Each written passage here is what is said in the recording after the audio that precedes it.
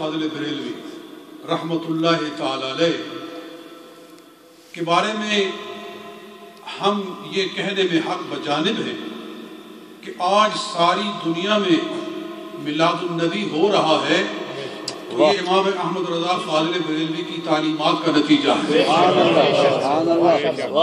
آج اذان سے پہلے درود شریف پڑھا جاتا ہے پورے بر صغیر کے اندر، پاک و ہند کے اندر اذان کے ساتھ اگر درود شریف پڑھا جاتا ہے تو یہ امام احمد رضا فاضل بریلوی کی تعلیم کا نتیجہ ہے۔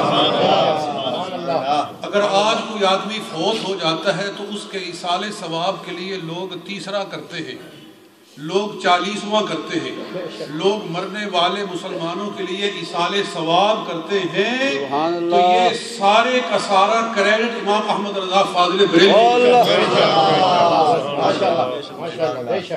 اس لیے کہ جس زمانے میں آپ تشریف لائے تھے اگر آپ نہ ہوتے تو نجدیت کا عفریت اتنی قوت کے ساتھ اٹھا تھا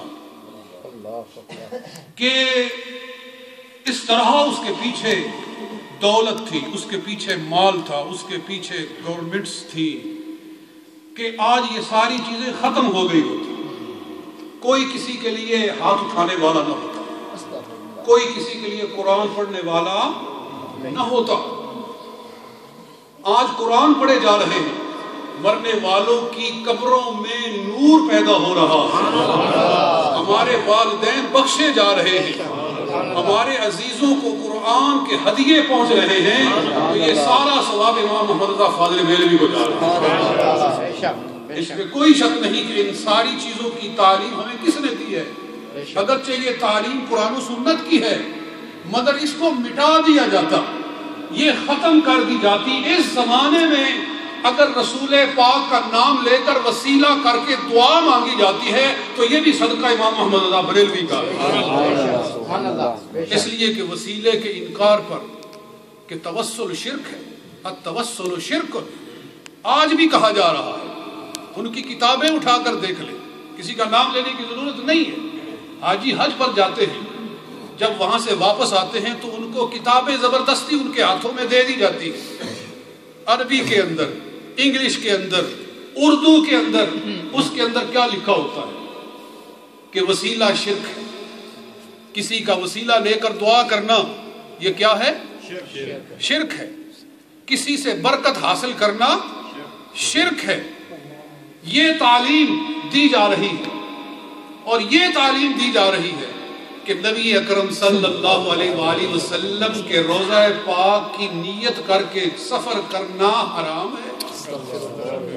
جی اگر امام محمد فاضل بریلوی نہ ہوتے تو یہ تعلیمات تو ساری دنیا پہ پھیل جاتی، جی بندہ اس سے متاثر ہو جاتا، لیکن جیسا فتنہ پیدا ہوتا ہے اللہ تعالیٰ اس کا علاج بھی ویسا ہی پیدا فرماتا ہے۔ جب نمرود آیا تو اللہ تعالیٰ نے اس کے مقابلے میں ابراہیم علیہ السلام کو بھیجا، جی جب فرعون اپنی فرعونیت کے ساتھ اور دعوی ربوبیت کے ساتھ آیا تو اللہ نے مقابلے میں موسیٰ علیہ السلام کو پیدا کیا، یزید آیا تو اللہ نے مقابلے میں امام حسین کو کھڑا کیا، اور فتنہ دین اکبری آیا، فتنہ دین اکبری پیدا ہوا تو اس کا قلع کما کرنے کے لیے اللہ نے مجدد الفسانی کو پیدا کیا، اور جب فتنہ وہابیت و نجدیت اٹھا تو اللہ تعالیٰ نے اس کی سرکوبی کے لیے محمد رضا فاضل بریلوی کو پیدا کیا۔ نعرہ تکبیر، نعرہ رسالت، اور یہ اس لیے ہے کہ میرے آقا نے جو باتیں کہی ہیں وہ سچی اور برحق باتیں ہیں، وہ باتیں آج بھی سچی ثابت ہو رہی ہیں۔ نبی اکرم صلی اللہ علیہ وسلم کا ارشاد ہے، ابو داؤد شریف کی حدیث ہے، غالباً ابو ہریرہ اس کے راوی ہے، حضور اکرم صلی اللہ علیہ وسلم نے ارشاد فرمایا، ان اللہ تعالی لیبعث لہذہ الامت علی رأس کل 100 سنۃ من یجدد لہا دینہا۔ سرکار کی بات ہے، کہہ دے سبحان اللہ۔ سرکار فرما رہے ہیں ان اللہ تعالی، بے شک اللہ تعالی، سیبعث بھیجے گا، ضرور بھیجے گا، علی رأس کل مئت سنۃ، ہر 100 سال کے بعد، ہر 100 سال کے بعد بھیجے گا۔ کس کو بھیجے گا؟ لہٰذہ الامتی، میری امت کو زندہ کرنے کے لیے، میری امت کی خیر خواہی کے لیے، میری امت کو فتنوں سے بچانے کے لیے۔ کس کو بھیجے گا؟ من یجدد لہا دینہا، جو اس امت کو، اس امت کے دین کو زندہ کر دے گا۔ اللہ تعالی ہر 100 سال پر میری امت کے اندر ایسے لوگ مبعوث فرمائے گا جو اس امت کے لیے اس کے دین کو پھر سے تازہ کر دے گا۔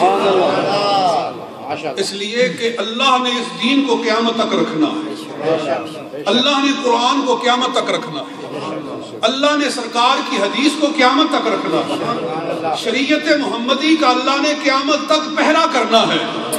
اب نبی کوئی نہیں آنے والا، اب رسول کوئی نہیں آنے والا، سرکار ختم نبوت کا تاج پہن کر تشریف لائے۔ اب وہ کام جو پہلی امتوں میں نبی کرتے تھے، رسول کرتے تھے، اس امت میں، نبی پاک کی امت میں وہ کام مجددین سے لیا جا رہا ہے، اور انہی مجددین میں امام احمد رضا فاضل بریلوی بھی رحمت اللہ تعالی علیہ۔ قربان جائیں، آپ کو صرف 65 سال عمر ملی۔ کتنی عمر؟ 65 سال۔ سن 1856 میں پیدا ہوئے جی، 1856 میں، 1856 کے اندر آپ پیدا ہوئے، اور وصال کب ہوا؟ 1921 کے، یعنی 1921 کے اندر آپ کا وصال ہو گیا۔ 1856 میں پیدا ہوئے اور 1921 کے اندر وصال ہو گیا۔ ٹوٹل عمر آپ کی 65 بنتی ہے، 65 سال آپ کی عمر بنتی ہے۔ اتنی عمر کے اندر آپ نے علم و حکمت کے دریا بہا دیے۔ آپ کا فتاوی دیکھیں، فتاوی رضویہ 35 جلدوں کے اندر، اتنی موٹی جلدیں، چھوٹی چھوٹی نہیں جی، 10 100 یعنی ہزار اور 800 صفحے، اتنی موٹی جلدیں ہیں، اور اتنا بڑا ہے کہ میرے دونوں بازو پھیلے ہو تو وہ اس سے بھی بڑا ہے۔ آپ کا علم دیکھنا ہے تو آپ کے فتاوے میں دیکھیں۔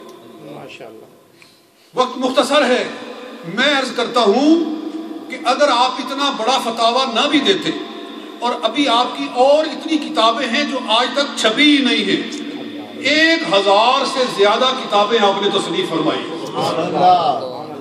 جی، 1000 سے زیادہ آپ کی تصنیفات ہیں۔ میں تو یہ سمجھتا ہوں اگر آپ اور کوئی بھی کتاب نہ لکھتے، ایک کارنامہ جو آپ نے ادا کیا ہے وہی آپ کی ساری کتابوں کے لیے کافی تھا، اور وہ ہے ترجمہ قرآن۔ آپ کا ترجمہ قرآن جس کا نام ہے کنز الایمان۔ کیا نام ہے؟ کنز الایمان، ایمان کا خزانہ۔ اور سچی بات ہے، آپ نے قرآن پاک کا یہ ترجمہ لکھ کر تمام دنیا اردو خواہ کو، جہاں جہاں تک اردو سمجھا جاتا ہے، آپ نے ہر اردو بولنے کا ایمان محفوظ کر دیا۔ پورے بر صغیر کے اندر، پاک و ہند کے اندر قرآن پاک کے ترجمے بگاڑے جا رہے تھے، قرآن پاک کے ترجمے غلط کیے جا رہے تھے، ہر آدمی اپنے خیال کے مطابق ترجمہ کر رہا تھا۔ اللہ تعالیٰ نے ایسے زمانے میں آپ سے ترجمہ قرآن کا کام لیا، اور آپ نے وہ ترجمہ کیا کہ پوری تفسیر کبیر، پوری روح البیان، پوری روح المعانی، اور پوری تفسیر مدارک، تفسیر خازن، تفسیر بووی، تفسیر مظہری، جتنی تفسیریں ہیں، ایسے لگتا ہے امام احمد رضا بریلوی نے ساری تفاسیر کا نچوڑ آپ نے ترجمہ کے اندر ڈال دیا۔ کتابیں آپ نے گھوٹ کر پی ہوئی تھی، کتابیں آپ کو زبانی یاد تھی۔ اور ابھی انگلش کے اندر بتا رہے تھے مولانا صاحب، کیا اس میں گرامی آپ کا جی قاسم صاحب، آپ بیان کر رہے تھے، وہ ان کی شکل کے تھے، اچھا قاسم صاحب، اب وہ انگلش کے اندر بیان کر رہے تھے کہ آپ کی میموری فوٹوگرافک میموری تھی، اس طرح کا آپ کا حافظہ تھا کہ جو دیکھتے تھے وہ آپ کے دماغ پر پرنٹ ہو جاتا تھا.